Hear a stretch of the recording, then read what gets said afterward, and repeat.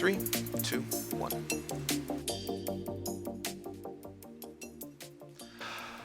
Hello everyone, I will be your host Flubb, and welcome to the Flupdate. We got a great show for you tonight. We got plenty of stuff on the docket. We got, first and foremost, the team name changes that have happened in the last week. We have a lot of different, well, only a couple different teams, but we'll be going a little bit over that so you can recognize your favorite teams as they're playing in the International. We also have the Dreams League Season 7 that happened this past weekend and kind of tell you the results of that and what happened there. We're also going to go into the international talent. We're going to be talking about that. If you guys have not seen that this week, going a quick overview in my opinions on who has been invited and give you a quick rundown of that. We're also going to be talking about the International 7 predictions. So what to expect from the Internationals, what you guys can put onto your battle passes, get those points up, get those different skins, the important stuff in Dota.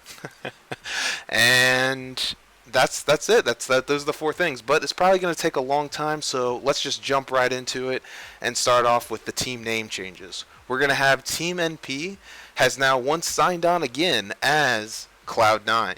So the Cloud9 organization has backed them up, and I for one am excited to see this. I am a little worried about the obvious of them coming up and having the C9 curse, as always. Could be a little bad, but you know what? I believe in them this year. Hopefully they'll do well and bring home the gold. We have Planet Dog being signed on as Hellraisers instead. So if you're looking for Planet Dog and you are a fan of Planet Dog, they are going to be changing their name just for a little bit. So, probably not for a little bit, probably for a while, because they're going to be the new organization for Dota 2. So we move on to Dream League Season 7. Dream League Season 7 was a pretty interesting game, pretty interesting tournament this weekend. It was a very short tournament. It only had 4 teams. So in fourth and last, technically, Vega Squadron kind of didn't underperform. They're facing some hard teams here, but they did get fourth. Getting third, we have Team Secret. We also have Planet Odd getting second. Pretty impressive that they beat them out. Maybe Team Secret was holding stuff back a little bit. Up to you to decide. We also have first. Who got first was Team Liquid. So Team Liquid was able to clinch the victory for this early tournament right before TI. So this is a pretty minimal tournament, and it's not going to get a lot of heat, but it is still heat that they can watch. They can watch the players of Team Liquid and Team Secret play right before the internationals, like 2 weeks before. So they probably played a little bit back and didn't have all their strategies come out, and it was very obvious of this in the grand finals. So when the grand finals happened, it was Planet Odd versus Team Liquid, and it went through all 5 games, surprisingly. It was really hard fought. It was really good. Team Liquid lost the first 2 games, and they were normal games. They went for a decent amount of time. It was like over 40 minutes every time.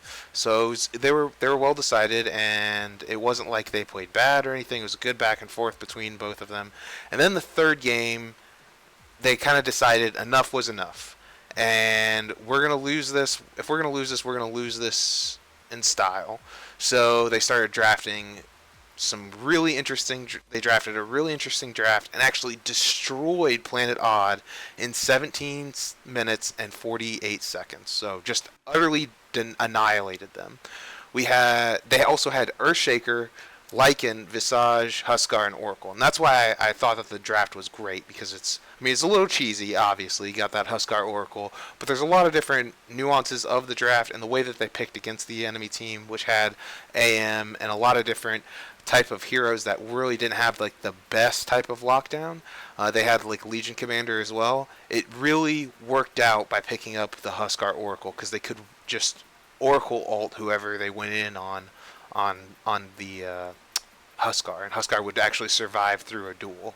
So great movement and understanding of the game. I was super happy to see Oracle being picked up and used correctly, and that's what Team Liquid does. They always have like random stuff in their back pocket, and that's why they're one of the teams that I feel like are one of the strongest in going towards the international. So let's move over to the actual client. I'm going to go into the Dota client here real quick. We're going to be talking about all these different great people that are going to be involved in the English side of things. So if you're not an English speaking fan, well, I'm not really sure why you're listening to me because I only speak English, but I appreciate it. I'm going to be talking about the English side of things because I don't really listen to the other casters, so I can only give my perspective on that. And if anyone has ever been listening in the past couple days, a lot of people have probably already heard, but Day 9 is going to be hosting TI. So I'm actually very excited. I've really liked this guy from day one. I actually did my first episode of the Flupdate was was about actually had Day 9 being taught by Purge. So I was super excited about that. That was kind of like my headliner for that show. So I'm really, really excited that this happened.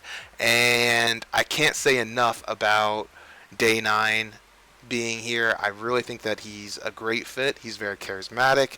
And even though he has a short amount of time on this game, he does have quite a bit of understanding of video game mechanics to begin with. And really, Dota was originally, way back when, started as a StarCraft mod. So Day 9 has a special tier of understanding compared to others like the Machinist or other people. Not that the Machinist is bad, and he's actually the other guy that's doing hosting instead of Red Eye. So they got the Machinist and Day 9, and the Machinist is great. I like the Machinist, and I'm very happy that he's doing the group stage, and then Day 9's doing the main stage. It's pretty surprising that he actually did this all in 6 months, though, that he's already at a TI, but he was kind of talking about it when it was announced. He started talking about it on his stream about how he was wanting to not talk down to people and be more, just be more informational. Talk about things and give just a little bit more background information on why a hero works this way or why a strategy works in combination, and give the quote-unquote newbie stream a better feel and kind of combine it with the regular stream. So I really feel like that's what the hosts need to do anyway. So it's a really strong idea and a strong point to the game to begin with. So I'm really excited to see what Day 9 does for the tournament this year. The Machinist also is a great caster. I really like him. He has a great mode and charisma about him. So I'm glad that he's doing that. It sucks that they don't have Red Eye. I actually would like all three in some capacity, but you can't have everyone out on this because then there's just too many people to pay, and then they don't get the money they deserve. So it sucks to see, but at the same time, it's super awesome. A lot of other talent that we have here is Admiral Bulldog, Ake, Capitalist, CCNC, Draskell. I love Draskell. He's awesome. Love Fogged. Fogged's great. Got Gods, Casey, LD, Luminous, Lyrical's awesome. I'm just saying awesome too much, but it's true. Merlini, my favorite caster, one of the best, all-time best in my opinion. He is great. I'm so glad Merlini's on board. I mean, why wouldn't Merlini be on board though? We got OD Pixel. He's been so great lately, especially this last tournament. He basically lost his voice, so great job by OD Pixel on this last tournament, and he definitely deserves a spot at TI. Pycat, PPD, the main man himself, Purge. I really hope that they do like a Purge Day 9 thing. That'd be pretty cool. Being able to do like teacher-student on the cast and on like the main stage could be a lot of fun. We got Pyrian Flax showing up. We got Sheever. We got Sir Actions Flax. Scurf. I always love that name. Scurf. We got Cinderin, Toby1, the classic duo, Cinderin, Toby1, Tortellini, Weepas. I always screw up that guy's name. And Winter, last but not least. So, a good setup of cast. I'm really excited this year. There's some talent I'm not too excited about. I won't be naming them, obviously, just because I have some problems with them. Doesn't mean that they don't deserve their position at all. And I approve that they're reaching out and trying some new people. Honestly, I would have liked to have seen this type of lineup at a major instead of at TI, because trying some new stuff out at a bigger event seems a little risky to me, because I want this is like my Super Bowl, and I want it to be immaculate. As well as that, there's also a lot of controversy. Like Nahaz kind of tweeted out about this, saying that he was disappointed and that they only invited people that were upper level, upper echelon of like 6K plus MMR. I could totally understand why he kind of felt that way. It's good to reward people who are trying very hard and are on top of the scene. Just because you're on top of the scene doesn't mean that you can analyze information the best, though. And that's kind of what his point was, is that he and other people are very, very strong analysts, and they analyze information better than like anyone else. And it's good to have that, and it's also good to have charisma, and it's good to have there needs to be a blend of everything. And I feel like that the analyzing data side maybe just missed out just a smidge with only having really Purge being able to analyze that data, because he's about that, but he's not 100% about it. And it would be nice to have some backup in that understanding. So, but without further ado, we're going to get to the meat of this conversation. We're going to be talking about the predictions. We got isn't it just the machine? Yeah, it's Top Gun actually sent it out. I thought it was. I'm pretty sure it's the machine. Maybe it's just machine. So we'll jump back here real quick. So it is just machine. That's disappointing. I liked the machine. I liked the little beginning to it. Oh well. But we're gonna go to the prediction section and talk about the things that are most important. So let's start off with heroes. And I have a lot of different thoughts on this, and Heroes of Tournament is the things that I feel like I have the strongest understanding in this game. I've played this game for so long, played it for almost 10 years, and a lot of the nuances I understand because of the way the meta shifts and theory crafting around different ideas that exist within the game. And you bring up old strategies whenever you're looking at a big tournament like this to basically better understand how it flows. And really, TI tournaments and TI meta is determined by all the meta that's ever existed before.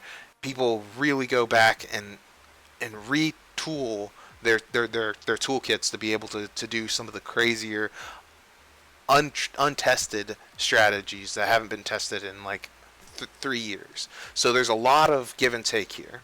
And because of that, they like to ban and pick heroes that are comfortable within the player. So it's not. I know that I say that they retool their toolkit, and they do, but they retool some of the players on the team so that you can better have the other players better represented.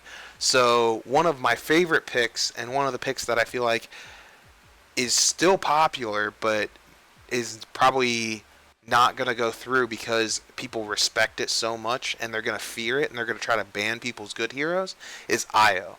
So Io is my number one ban. You could go for other things right now. There's other strong heroes. Obviously, Night Stalker could be a very strong pick. You could also go for Clock. But gun to my head, I say Io. Io has got a lot of potential right now. There's so many players that play him so well. Pylai Dai, for example, on teams for NP. I'm trying to go through, like, there's Lil on Virtus Pro. There's freaking Zai on EG, or Crit on EG. You got OG has great Wisp players. So Io is just someone that I would generally focus out. I think it's definitely going to be the most banned. And if Io is going to be the most banned, I actually think that Earthshaker is going to be the most pick. I don't think that people are going to spend a lot of bans on Clockwork, and people aren't going to spend a lot of bans on Clockwork because they want the Earthshaker. They want to have a counter for Earthshaker. So if they pick up Earthshaker, then you have the counter to Clock. You have the counter by having a Clockwork. But if you ban out the Clock, then you're probably going to have a second phase ban Earthshaker, or for some reason, if the second phase picker is going to be banning out the shaker, and then, or banning out the clockwork, and then the first phase is going to be picking up shaker. So shaker is going to be kind of like a baited pick this tournament. It has in the past, and it still is a very good hero. He's very strong. There's not much being changed about him. He has a lot of availability. There's a lot of supports that still play him. There's a lot of offlaners that are really good on him. So it's going to be the hero to pick around, and you can take that to the bank. He's going to be the most picked. On highest win rate and highest kill average, I kind of went with the same hero because this hero it's a very similar type situation. There's a lot of people who are very good with Queen of Pain.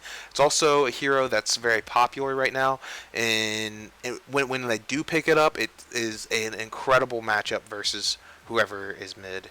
And if you look at the lesser teams too, as well as the bigger teams, they all play this hero very well mid. All of the mid players, it's like the staple mid hero to play really, really well.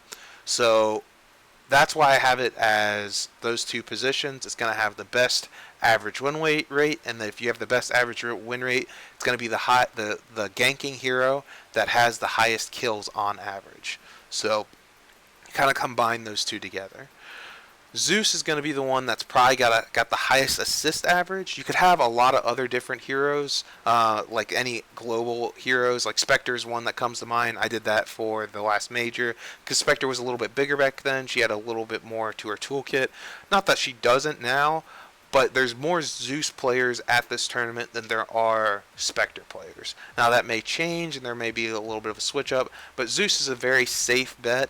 And if you have like people like LFY who like to run Zeus as an offlaner sometimes, then you're gonna have more opportunity to play this guy as a guy that's not trying to get the kills, but trying to help out with issuing a lot of damage in a team fight.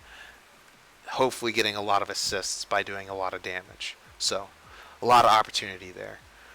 Then you go into the lowest death average, and lowest death average and highest last hit average is kind of a back and forth. And you can kind of go multiple different heroes.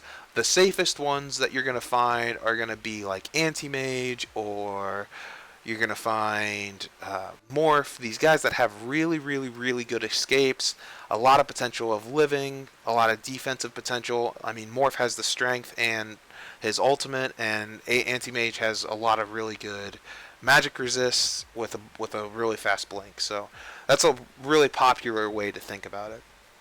And your guys that are going to be safe and not dying a lot are going to be your core one positions. They're going to be the guys that are going to be taking a lot of farm, doing a lot around the map to be able to get the most last hits as possible. So they're kind of back and forth between the two of them. You could put the same hero on both of them. Personally, for myself, I like the idea of Medusa being the one with the lowest death average. She is very hard to kill, and a lot of times with the players who play her correctly, they have been playing a more aggressive style and going into a blade mail earlier. It's not uncommon to see her go the classic build of building up for a farming style hero, getting some other things done with her, but really, most likely, I feel like nowadays, is that you go for the Midas. You go for Midas, and then you grab your Blade Mail. And once you get those two items, you can be effective. You can kind of farm, kind of fight. If they jump you and they try to jump you and do a lot of damage, your team can come back in, and you not only have your Blade Mail with your Mana Shield, you also have your ultimate. So really, a lot of people don't want to kill her right now, unless they really pick awful. And if teams are picking awful in the tournament, you can't really predict them doing that stupid of stuff, because Medusa is a hero that you don't want to let get countered. So I think it is definitely going to be played quite a bit, and I don't believe it's going to be in the losing side very, very often. Anti-Mage is my last hit average, because honestly, Burning is Burning, and Burning is the last hit master. He's actually a guy that I'm going to be talking about later in the players section, and I have a feeling, man, he's going to shine once again and just destroy some creeps and get all the last hits he possibly can. So Anti-Mage is a safe bet. I think Medusa, once again, is a good bet. It's possible to do Naga Siren, but I don't think that enough players are going to be playing her within this tournament that the teams with the highest win rate are going to be working the best with her. So I don't really see her getting the most last hits on average. The most last hits in a game, I'm going to go still with Naga Siren, because it's very easy to do so. Obviously she's like the best farmer in the game once she gets Radiance. So let's kind of go down that train. Let's let Naga Siren be Naga Siren, and with the current buff to her health regen, we may not see a carry version of her, but I still think it's a good bet. It's definitely a good bet. It's better than Alchemist at this point. I mean, you could get like highest gold per that hero, but highest last hits, you don't necessarily have to give them to Alchemist. So Storm Spirit. Storm Spirit is definitely my hero with the most kills in a game. I believe Sumail is just gonna run rampant on that hero. Sumail always has almost always has the most kills whenever it comes to a tournament, and he's just gonna tear it apart on Storm Spirit at one point. So Storm Spirit's gonna have the most kills in a game. I'm calling it now. We got Meepo for the highest XP average, and obviously there's, for good reason, he takes all the XP on the map all the time because there's Meepos everywhere. And I mean, Abed's at this tournament, and there's other players that are just as good as him. But Abed's the one that always comes to mind. Whenever I think Meepo, I think Abed. So it's probably going to slip through a couple times, and then other people are going to play it as well, and it's going to be played at least 5 times. So it's going to be Meepo. All right. So then we move into the teams phase, and teams phase kind of go hand in hand with players. So actually, let's move into the players phase, because the players phase kind of reveals a lot more about this whole strategy of mine than the actual teams do. So let's move into that. We got, first and foremost, like I said before, Sumail is going to have the highest kill average and the most kills in a game. He's a fiend for kills, and he's not necessarily the best farmer in mid. He's really good. He's really good. But he definitely gets the most kills out of any mid player out there. So I'm going to put it with Sumail for sure. The player with the lowest death average, I believe, is going to be Ramses. And I think it's Ramses because really, I've been going back and forth all day, but VP and Team Liquid look the strongest right now. So let's consider that. If they're the strongest two teams, and Team Liquid just won a tournament where they didn't reveal a lot, but they still won a tournament right before TI. I got to give it to VP. VP are probably playing under the radar. They got second at the last majors. They're still going to be on the radar, but they're not going to be the team that's 100% focused, whereas OG is going to be focused. Like, no one's going to let OG win. They have 4 majors under their belt. They're not getting a TI. It's just the teams are going to make sure that they have them understood, down pat. So when you look at it like that, you're going to look at the carries that are going to have the lowest average of deaths, because they're going to be the ones that are going to be winning more often, and it's going to be the carry position. So Ramses is my guess on that. Player with the highest assist average. Jerax just is around the map all the time. I know I just said OG is going to be countered out, but honestly, you don't really counter. You can counter the roaming of OG, but it's not really the problem overall. Jerax is really good at it, and he's a very strong Earth Spirit. He's very strong. Plenty of other heroes out there. He's got a lot of potential on a lot of roaming heroes, and a lot of safe heroes too. But he's going to have the highest assists, I still believe. He still is very good at being there for his team. the most assists in one game, I got to give it to my man Zai, because he is a sacrificial player, but at the same time, when he gets to pop off, he pops off hard, and he is there for his team, setting things up all the time. I actually thought that he was one of the best Monkey Kings. I mean, there's a couple of other players that you can consider maybe better, but pound for pound, he was one of the better Monkey Kings, and I always really enjoy watching him. I believe that he just he like no other player sets up the rest of the map. Him and Jarex are kind of a back and forth between those two. There's also like Bobica that you could probably look into, but honestly, IG's a team that I mean they could get to the finals. There's so many teams that can get to the finals in this lineup. The only ones that I don't think that are going to get to the finals are like Empire, maybe Secret. I think that they've held too much back lately, and I don't know if they're going to be strong enough. Maybe I don't think Infamous is going to get to the finals, but that's like pretty much it. DC, I don't think DC's getting to the finals, but a lot of teams. That's still a ton of teams. Like almost like what 12 teams, I think. Yeah, like 12 teams that are going to be possibly going to the finals. So it's not about trying to pick out the opportunity of like who's going to do this the best. There's plenty of guys that could fit this scenario, but these are the ones that probably are going to find more opportunities than others, because that's kind of the shining point of that team. Last hits. Burning's going to have the highest last hits. I still believe in it. He's going to do the AM strategy once again. They're going to pull it out one game, especially in the group stage. They're going to do it, and it's going to be crazy, and he's going to get a hell of a lot of farm. So the highest last hit average is going to be on Burning.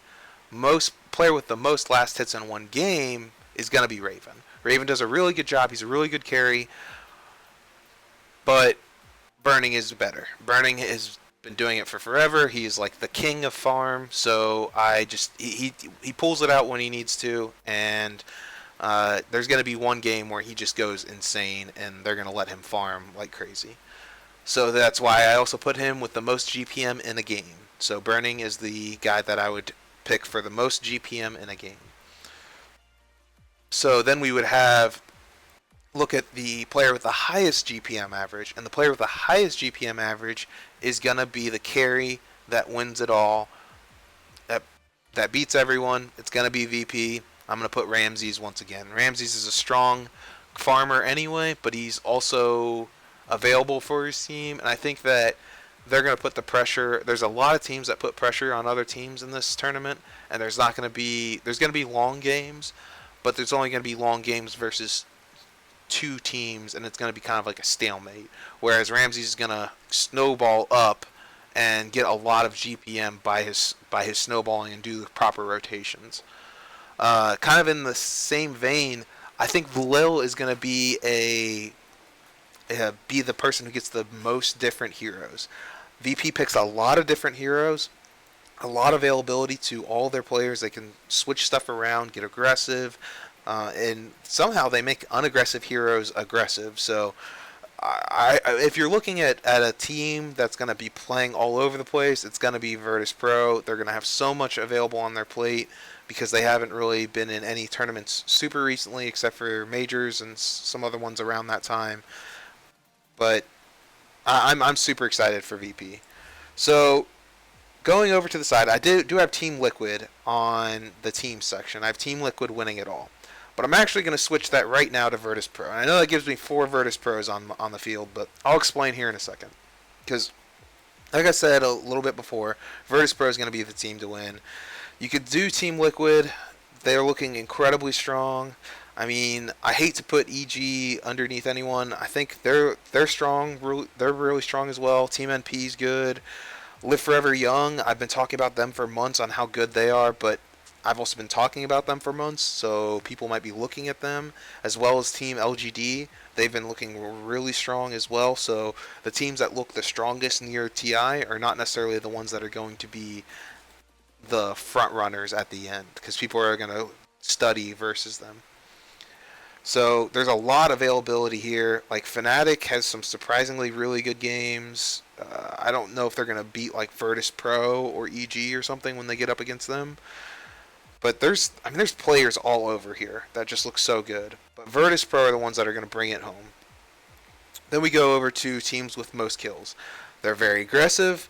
Team with most kills in one game is going to be Virtus Pro. They're just going to shut someone down and keep killing them over and over and over.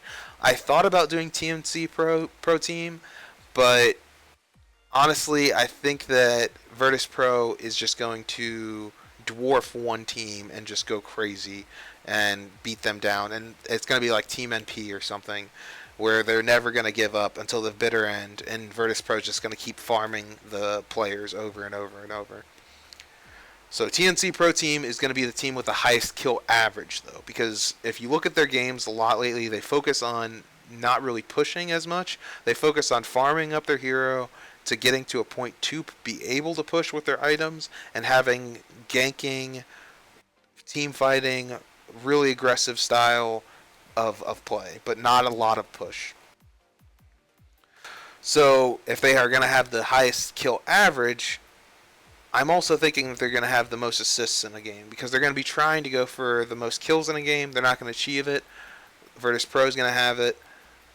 TNC is going to be playing a little bit together more as a group than Virtus Pro. It's hard to say between the two of them, but I'm going to go with TNC on the most assists in a game and the highest kill average. Team with the fewest deaths in a game is going to be Team Liquid. When they destroy someone, they utterly destroy them. They are going to have the fewest deaths.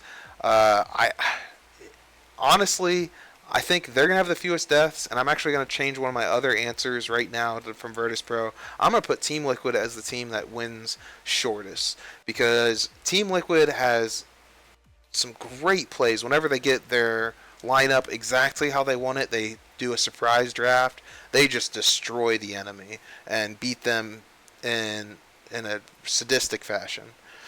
So, going for Team NP at that point. Not Team NP, Team Liquid.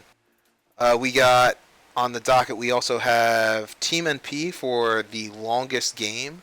There's other teams that you could do that. OG's a really good front runner. Newbie could possibly be one. But Team NP has these ridiculously long games every once in a while. Or, I'm sorry, Cloud9. It's Team NP on my screen. It's Cloud9 now. I should be using their name. But Cloud9 should have the longest game, definitely. It happens way too often. So, I'm going to say Team Cloud9. Team with the highest game length average is going to be OG, though. They like to have their long games. They like to farm. They like to be back and play the game on their terms. Don't worry about people getting aggressive. Just we're going to do our thing, and they're going to be the guys that are going to be the longest average games for sure. Team that is going to pick the most different heroes. Well, if I said the player is going to have the most different heroes picked, then the team is probably going to have the most different heroes picked. So Virtus Pro has Lil. They're going to have the most differentiating heroes picked.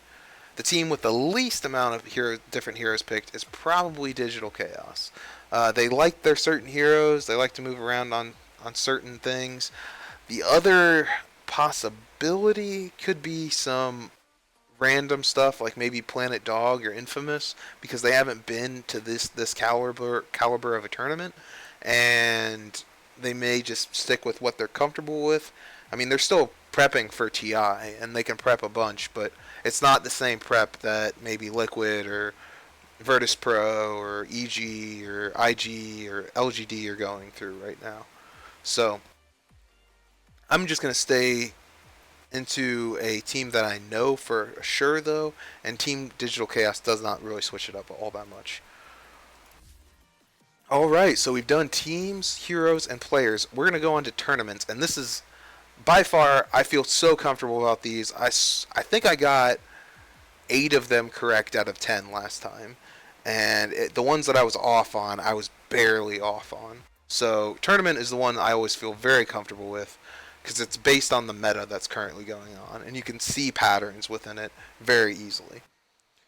The total number of games played at the event is going to be 50 to 54. They're going to be hard-fought teams. People are going to bring their A games. This is the TI. They are not going to be stomping over people very often. There is going to be some stomps, so I didn't go for like 55 to 60. Honestly, I think that you're safe if you want to go to 45 to 49. Maybe it's just the optimist in me. Maybe it's the guy who wants to see more games and is going for 50 to 54. But I think 50 to 54 is the number. It is definitely the number. Total of number heroes picked. Like I said, they are going to be picking everything. Like, no, lowest number of heroes picked is going to be. I don't even know how it could be any lower than 101 plus. It is so crazy seeing all the different heroes picked at this point. Nothing's really that bad. Like, I know I talked about Alchemist being kind of bad, but I've been playing him lately, and he has his potential in the right scenarios. So, honestly, I just don't think that... I think every hero is going to be picked at least once based on the variety of different teams from different areas and the different players that have showed up at this tournament. It's going to be incredible. I can't wait. So 101 plus, hands down. We have on bans, though, I'm going a little high for some people. But honestly, if you're banning for the team, that you're banning for the players and you're not banning for the situation, which I'm pretty sure that's what this TI is going to be about. And it's going to be so great. Banning the number of heroes is going to be 91 to 100, because after someone beats them with certain heroes, they're going to respect ban. Definitely in this tournament. Total combined kills in a game, we're going to have 101 to 110. It's going to happen. We're going to have this massacre. It's going to be like a back and forth all game. There's so many teams that are so close in skill level. It's going to be there. I'm going to go with a 101 to 110. If you go higher than that, I would say it's a little risky. I'm probably on the higher end than on the lower end. So if you want to be safe, 91 to 100, or even 81 to 90 if you want to play it real safe. But no, 101 to 110. Saying it now. Longest game of the tournament, 80 minutes to 89 minutes, or basically 90 minutes. 80 minutes to 90 minutes is the one I'm going for. And I believe this wholeheartedly because the game is getting shorter and shorter as time goes on. But when you get into these matches with really, really, really good teams, these tier 1 teams that go up against versus each other that like to play long, then the games tend to drag on because the mistakes aren't being made and they keep it just keeps going and going and going, and they don't want to make the mistakes too bad because it's a TI and it's going to mean the world to them. They have to get to the end. So no one's going to be giving up. You're going to see some long games. Honestly, you could go 90 to 99, but over an hour and a half is, depending on fatigue not setting in, pretty hard. Like, fatigue not setting in, I'm still depending on that for 80 to 89. But it's a little bit safer for me than it is for 90, for sure, because 10 minutes is a lot of time. Alright, now the shortest game, and this is almost clockwork. Every single time a tournament has been coming up, the shortest game has almost always been 15 to 1959 minutes. Every time.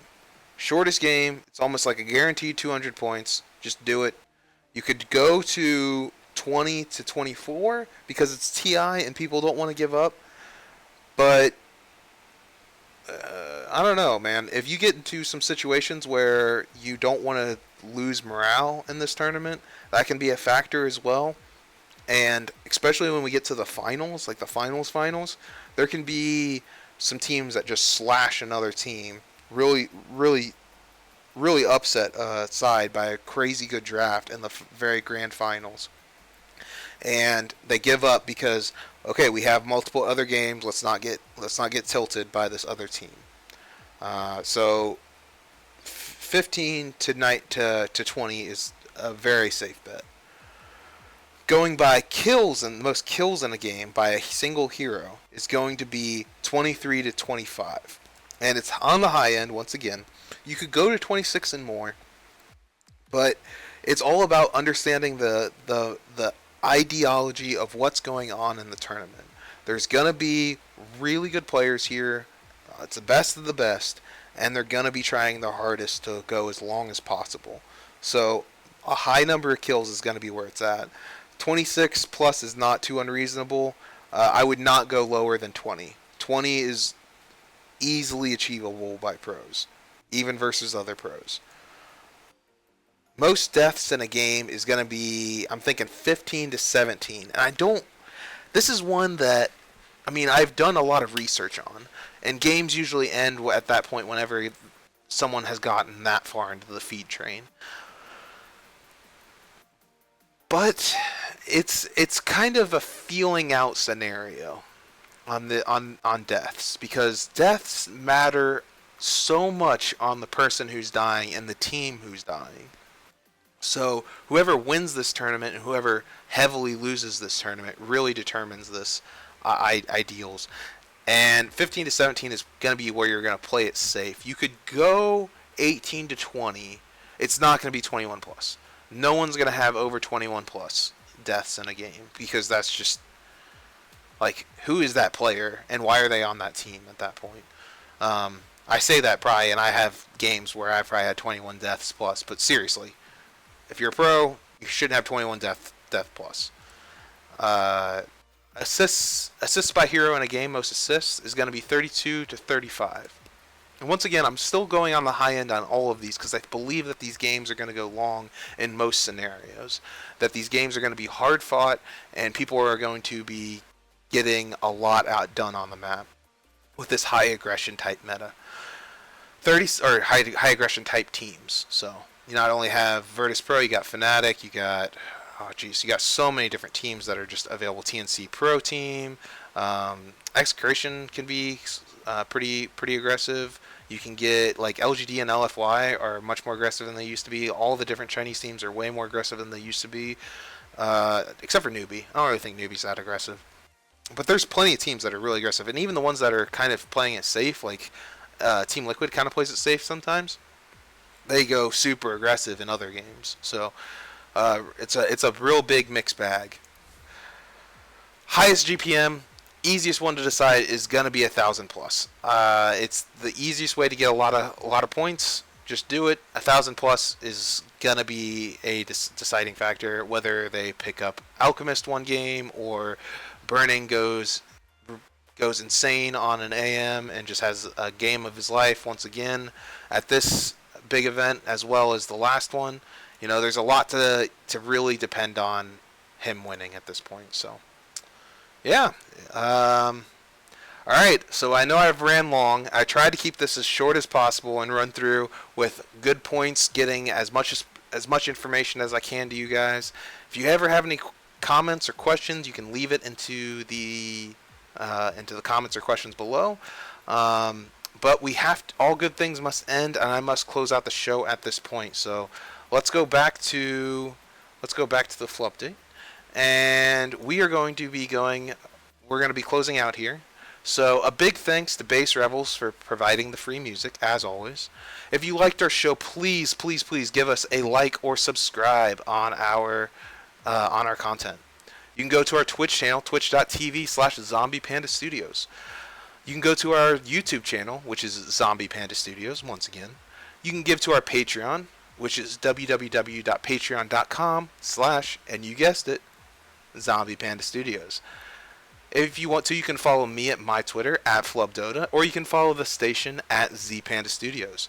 If you are listening and you want to listen to the audio versions instead of listening and watching to the VODs, you don't want to see my ugly mug, you can go to Stitcher, iTunes, or SoundCloud. And I know I've been saying that this past few weeks, and it hasn't really been up there yet. I should be getting it done this week, so stay tuned for there if you're looking around for those different places to listen in on. I also want to give a special thanks to all of our Patreons: Tim Kinisky, Justin Mcguire, Ryan Ebel, Ryan Cougar, Kruger, Ryan Kruger, not Cougar, and Chris Fisher. Thanks, guys, for donating to us. It's great to have some Patreons. All right, well, you have now been updated, and I hope you guys enjoyed the cast as much as I did. And we will catch you guys next week for a brand new Flupdate, or Friday for a brand new Brewmaster's Draft. All right, guys, I'll catch you later.